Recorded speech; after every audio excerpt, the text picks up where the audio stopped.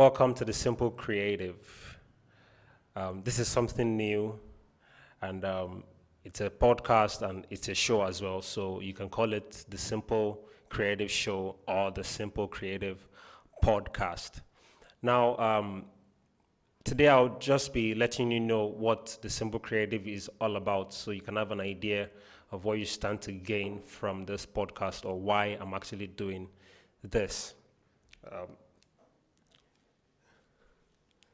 Now, the reason why I'm taking time to do this is because I've had the privilege to speak with certain creative persons, photographers, graphic designers, filmmakers, and all sort of people who have been able to pick up simple ideas and have transformed them into very creative ones.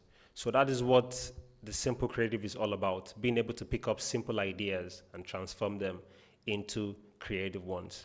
And I'll be sharing most of my experiences on the podcast, how I was able to start up simple things, even to make them creative with very little steps, very simple things I was able to do.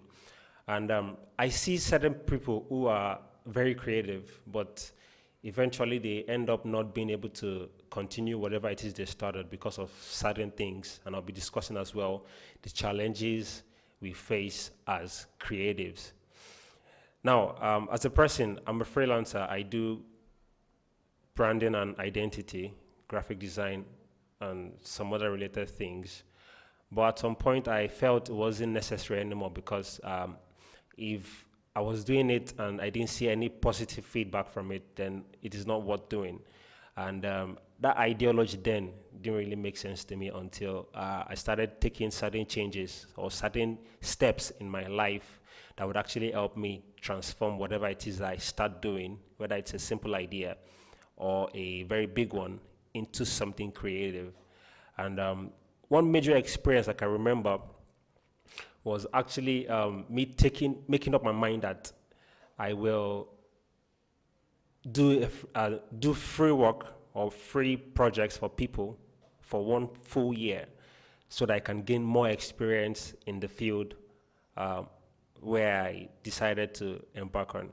Now, understand that I studied architecture in school, and studying architecture opened me up to the possibilities of actually understanding what design really means. And I believe a lot of people know that design is not just what we do, it's about what we see. It's all around us, from the trees to the cars. Every single thing we do or we see is a form of design. And when you're able to understand this, then it helps you to be able to fashion your mind to be much more creative. So, like I said, I was sharing an experience of how I made up my mind that for 1 full year, I will do free jobs for anybody that comes so that I can get better experience from the things I intend to start doing. And when I started off, it was very good because people would come to me and I would be able to tell them, okay, I'll do this for you and it will be free, but this is the rate at which I'm supposed to do it.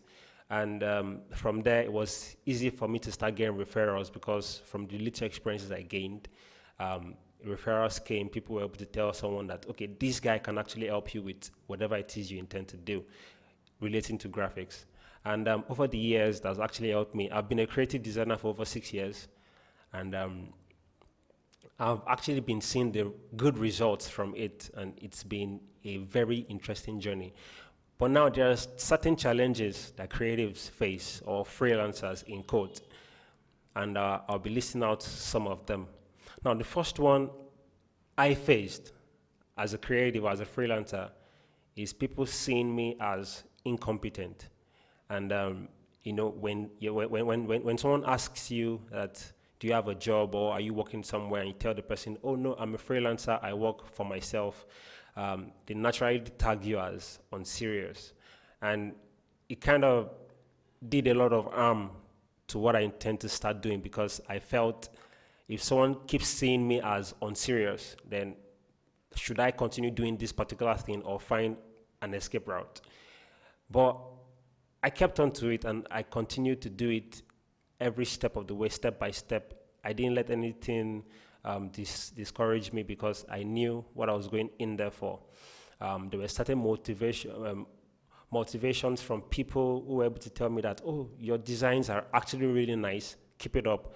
And while a larger percentage of others were just saying, don't you think you can pursue architecture even further than, venturing into graphic design and all the other ones, logo design, identity branding, and the rest. But the greatest motivation I had was actually from a verse in the Bible, in the scriptures. And it said that if you see a man who is diligent in his business, he will stand before kings and will not stand before ordinary men. And when I understood this, I was able to apply this to every part of my life.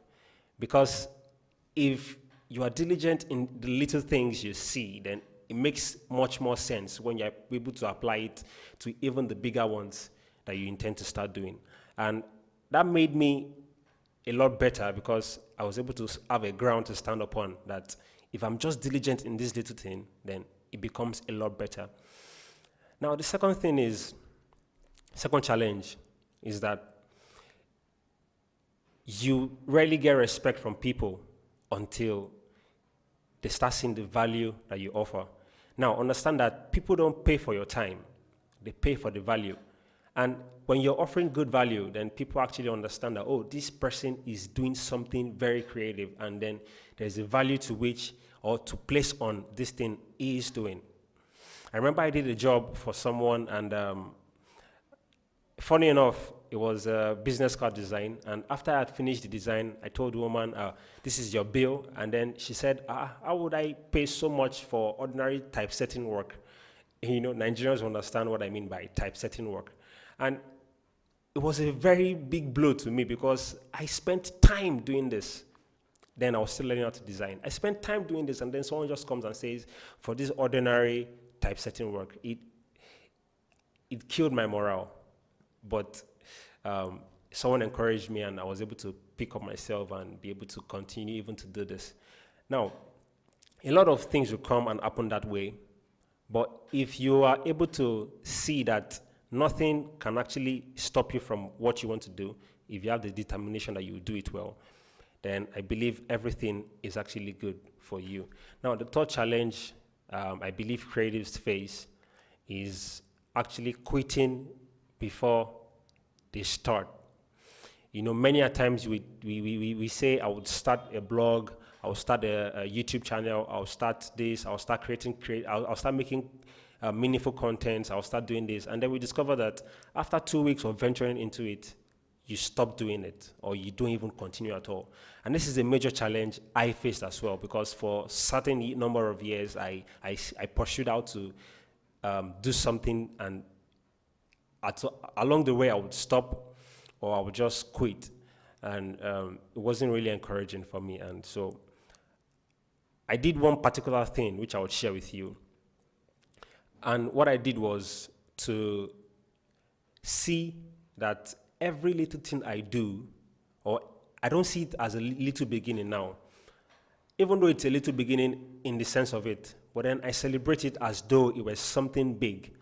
Because by doing that, you get motivated to even do more. You get motivated to carry certain actions that are very, very crucial to actually making you succeed in that particular thing. So I took all my little successes as big so that I can actually pursue other and actually do it a lot better. I don't know if you've been able to get anything from this particular episode, but I believe along the way in the Simple Creative, you get to even learn more, and then you yourself will be able to pick up something as little as it might be and transform it into something extraordinary. It's been a really awesome privilege to actually be able to put this out, and your support is highly, highly recommended. I would really support. I would really love it if you support this, and let's see how well the Simple Creative will go. Thank you so much for being a part of this, and I'll see you on the next one.